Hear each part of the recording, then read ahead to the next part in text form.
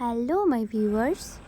তো 2026-এর 16ই জানুয়ারি আমরা Banarhat আর্টেক computer education থেকে সকল টিচার এবং স্টুডেন্টরা গেছিলাম পিকনিকে।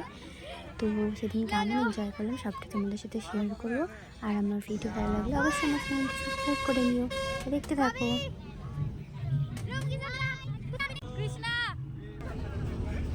अभी से वाला कैसा लग रहा है पिकनिक जाके? अभी पूछिए कैसा लग रहा है?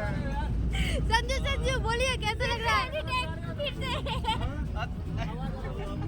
अच्छा लग रहा है लेकिन बोरिंग लग रहा है अभी। आजा। थोड़ा जोर से गाओ भाई। मुझको ऐसे जीने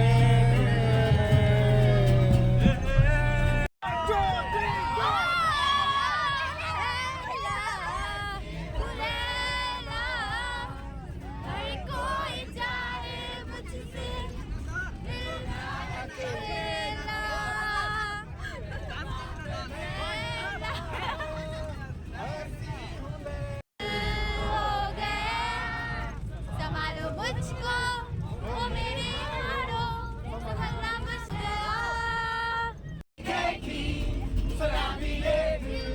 हो गया संभालो मुझको वो मेरे यारो संभलना मुश्किल